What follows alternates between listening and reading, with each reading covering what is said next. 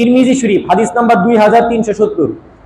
আল্লাহ রাসূল বলেন, মান হুসনি ইসলামিল মারই তারকুহু মা লা ইয়ানিহি।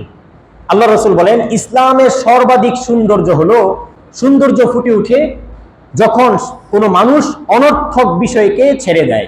সুবহানাল্লাহ। কি ছেড়ে দেয়? অনর্থক বিষয়। কি ছেড়ে দেয়? অনর্থক বিষয়।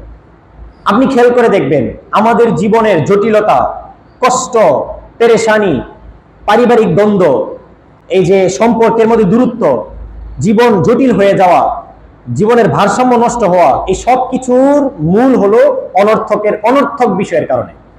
আমরা অনর্থক সময় নষ্ট করি কিনা বলেন? অনর্থক কথা, অনর্থক কাজ, অনর্থক কর্মকাণ্ড, অনর্থক হাসাহাসি, অনর্থক আড্ডা, অনর্থক খেলতামাশা, এই জিনিসগুলো সারাদিন চিন্তা করে রাত্রেবেলা ভাববেন যে সারাদিনের ভিতরে আপনার অনর্থক সময় কতটুকু গিয়েছে। দেখবেন দিনের পুরো সারাদিনের 12 ঘন্টা টাইম যদি আপনি মানে এখানে হিসাব করেন, দেখবেন 3 ভাগের 2 ভাগ সময় আপনার অনর্থক নষ্ট হয়েছে, আর 1 ভাগ সময় মনে হয় আপনি কাজের মধ্যে ব্যয় করেছেন। অথচ আপনি যদি এই 2 ভাগ সময় অনর্থক নষ্ট না করে এই সময়টাকে আপনি কাজে লাগাতেন, আপনার নিজের কেরিয়ারের পিছনে, আল্লাহর ইবাদতের পিছনে, আপনার নিজের অবস্থান সুন্দর করার পিছনে যদি কাজে লাগাতেন, তাহলে আপনার দ্বারা সমাজের কোনো একটা কিছু হয়ে যেত।